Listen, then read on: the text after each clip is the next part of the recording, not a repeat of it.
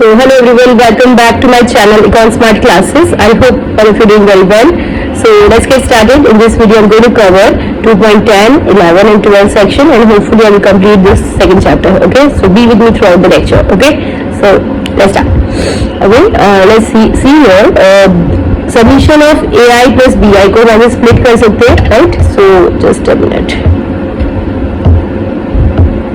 Yeah, so I can split it like AI submission separately plus submission BI. ठीक है, I कहाँ से range कर रहा है? Equal to I equal to 1 से n तक, I equals to 1 to n. ठीक है, इसको इस तरीके से सेपरेट आउट कर सकते हैं.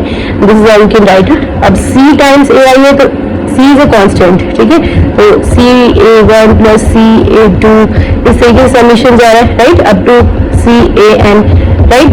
You can take C common and write submission of AI I जा रहा है from 1 to n, right. So you can rewrite this as common C constant outside, and inside you have summation of AI from I1 to n. Okay, fine. Now summation of C, all the constants here, constant C है C plus C up to C.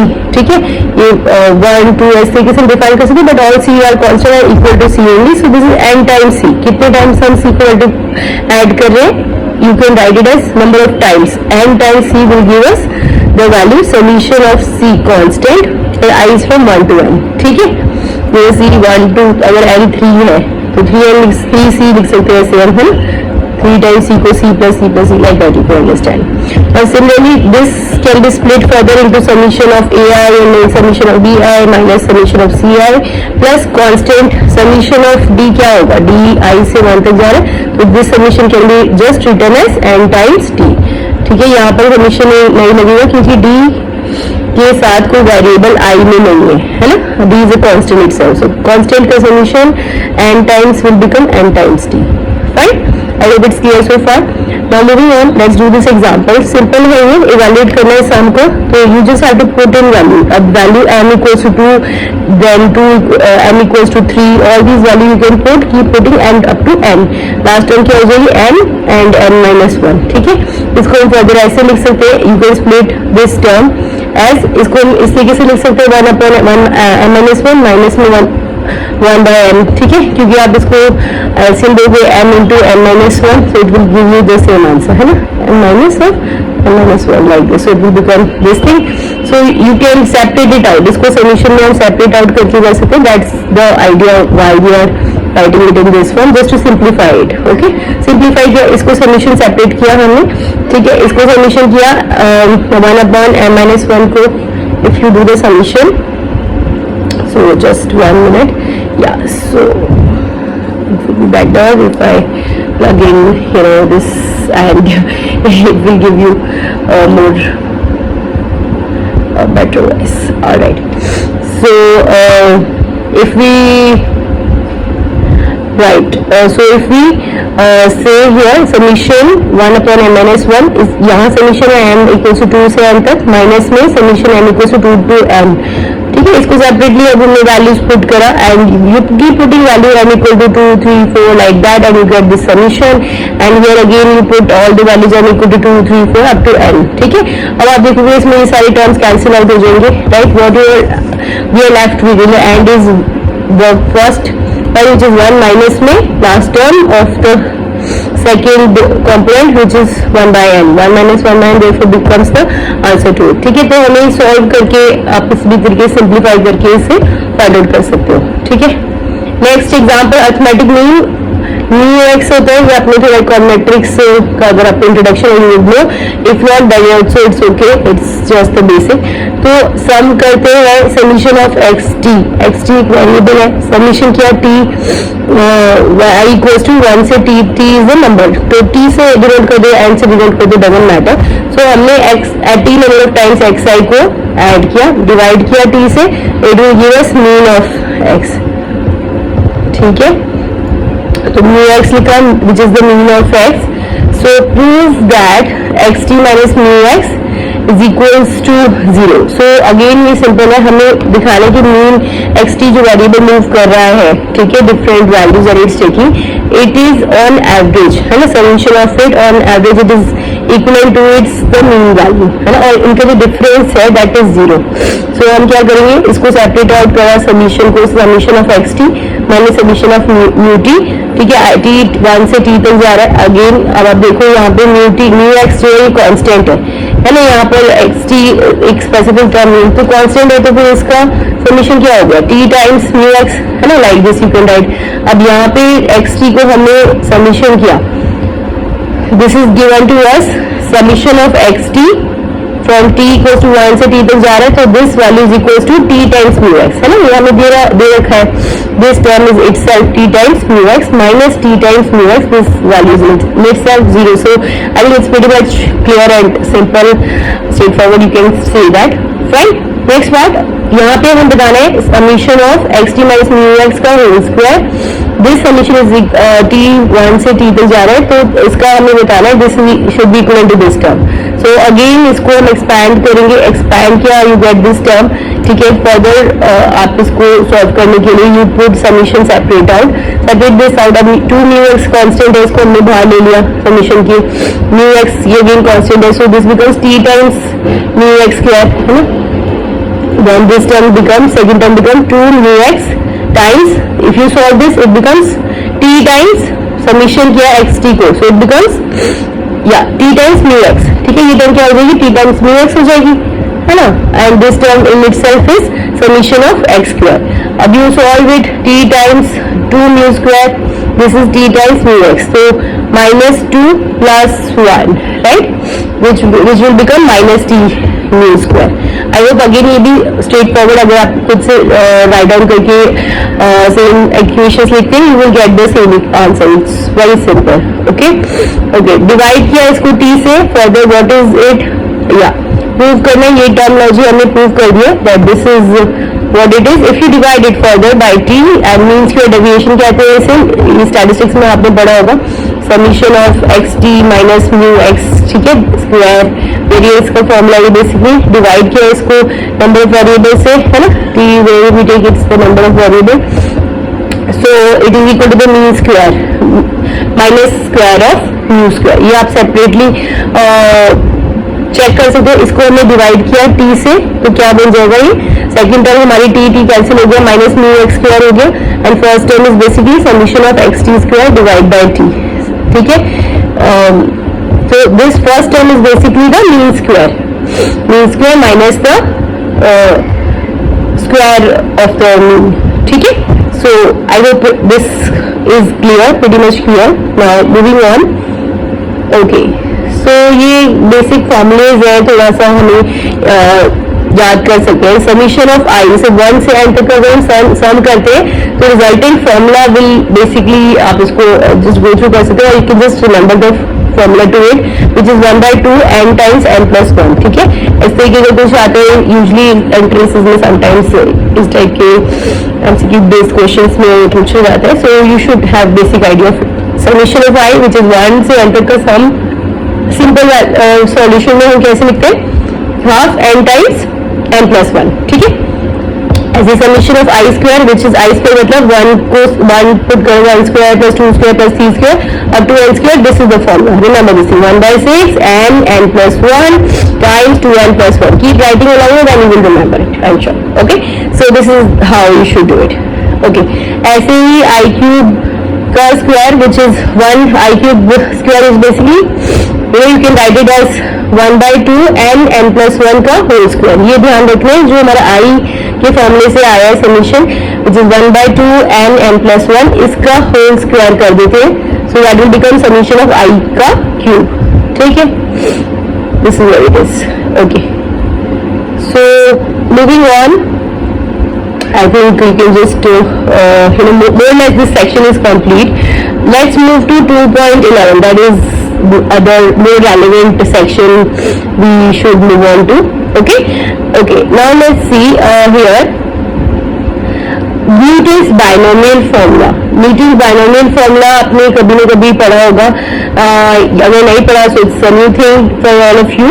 Okay, तो binomial फॉर्मूले में क्या होता है, देखो जैसे a plus b का अगर होल पावर 1 है तो सिंपल लिखते हैं, पावर 2 में है तो उसको एक्सपैंडेड लाइक दिस, क्यूब को again you multiply a plus 1 a plus b का स्क्वायर को मल्टीप्लाई किया a प्लस बी से, so you get this term, ठीक है, a cube plus a square b like that, fine. So binomial formula is basically हम जो m power लिखते हैं a प्लस बी को पावर m को take any kind of value, so इसको हम न्यूटन्स ने फॉर्मूला दिया है, how we decompose this composition a plus b whole power m, it's like a power m plus mc1 है ना, m1 bracket का मतलब है mc1, so mc1 को कैसे ब्रेक डाउन करते हैं, I think it's explained, I will explain it to you as we move down, so mc1 या फिर mc2 whatever we say, it is m factorial upon 2 factorial times 1 factorial और m minus 2 factorial, ठीक है, मतलब ऊपर का जो numerator होता है m फैक्टोरियल डिवाइड किया 2 फैक्टोरियल से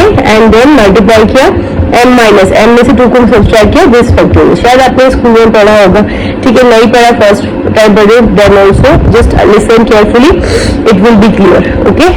दिस फैक्टर से मल्टीप्लाई किया, multiplied with a to the power m minus 1 times b to the power 1, जो यहाँ पर हमारा पावर होती है नीचे वो b की पावर 1 बन जाएगी, क्योंकि फर्स्ट टर्म बेसिकली b की पावर 0 है, b की पावर 0 मीन्स व्हाट वी से 0 कोई भी वैल्यू की पावर 0 होती है वो 1 होता है कॉम्पोनेंट, ठीक है, so a to the power m plus mc1 a to the power m minus 1 times b, ठीक है, like this up to last term will become mc n b to the power n, ठीक है, and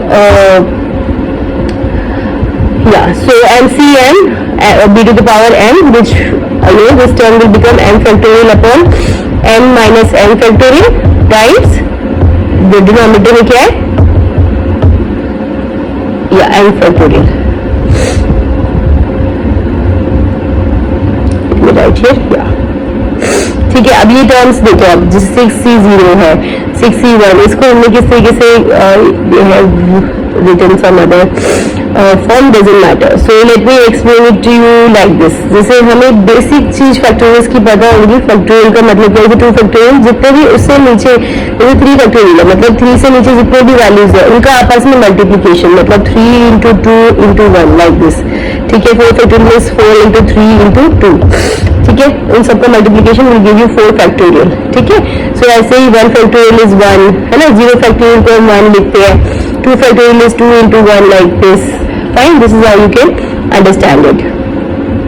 now mck, अगर mck लिख रहे हैं, c लिखो या mk डायरेक्टली लिखो, it doesn't matter, it's the same thing, okay, so m factorial divide by k factorial times m minus k factorial, okay, so mc0 will become m factorial numerator में, denominator is 0 factorial as it is and m minus 0 factorial, ठीक है, इनमें से subtraction किया, so m minus 0 will become m factorial itself, okay, fine, so mck को हम जैसे कैसे लिख सकते हैं, यही चीज को एक्सप्लेन किया, m factorial by k factorial times m minus k factorial, ठीक है, इसको एक्सपैंड करके we get this term. Okay, so I hope it's clear. You can also split, m plus k factorial ck as sum of mck minus 1 plus mck. Like this also we can split it. Okay, I think more or less I've covered this section also. ठीक है, जैसे we can express a plus b की power m को ऐसे हम expand कर सकते हैं, you can keep writing and understand this thing, a to the power m times b power 0 which becomes value 1, last term will become b to the power m times a to the power 0, ठीक है, a to the power 0 again becomes 1, then middle में summation of mck, ठीक है, m ck summation किया हमने k 1 से m minus 1 तक, ठीक है, m माइनस 1 तक समीशन करेंगे, a to the power m minus k b to the power k, ठीक है, ये हमें याद रखना है, इन केस बेसिकली इस तरीके का कुछ पूछ लेते, but otherwise more less just remember this formula that we have discussed, ठीक है, ये फॉर्मूला आपको याद रखना है, a to the power m plus MC1 a to the power m-1, ये थोड़ा सिंप्लीफाइड फॉर्म है. अगर ये फॉर्मूला आपको अच्छे से इजीली समझ आ रहा है then I think we good to go ahead with. ठीक है, इसलिए वो कुछ क्वेश्चन पूछते हैं बाइनोमियल पर तो you can actually do it. So I think we more less done. So next move on to the last section of this topic. Okay, double summation. Now double summation matrix form में है ये, जैसे कि इस तरीके से number दे रखे आपको A11 A12, ठीक है, A1 N तक. मतलब कि हमारे पास कॉलम कितने हैं आप काउंट करो. देखो AIJ जब हम लिखते हैं तो I डिनोट करते हैं हमारा रो को एंड J डिनोट करते हैं कॉलम को. ठीक है, अब यहाँ देखोगे ये कॉलम 1 2 अब जा रहा है, सेकेंड वाला कॉम्पोनेंट हमारा कॉलम है, तो 1 से एन तक हमारे ये सब क्या है कॉलम. ठीक है, और अगर हम देखें यहाँ A11 A21 है ना, A21 up to AN1. So A11 से AN1 तक जा रहे हैं, ये हमारी क्या है रोज, और दीज आर रोज. रोज कितनी है हमारी m रोज है ना. m basically we say there are m number of rows and n columns है हमारे. Correct? Yeah. So there are n rows and n columns. Okay. So we can do the summation of this as follows. If you see here, we can do the addition. See AIJ AI1 plus summation के AI2 like this up to summation AIN. ठीक है, so sorry, yeah. और यहाँ पे हमारा देखो n जो है हमारा कॉलम है, तो AI1 से AIN तक हमने सेपरेटली लिख दिया, AI1 से AIN तक. और ये I जो हमारा वेरिएबल वेरी कर रहा है विच इज रो वेरी कर रही है. देखो यहाँ अब I कहाँ से जा रहा है 1 से n तक है ना, रो हमारा वेरी कर रहा है 1 से n तक. रो से सारे रोज ऐड हो गए यहाँ पर.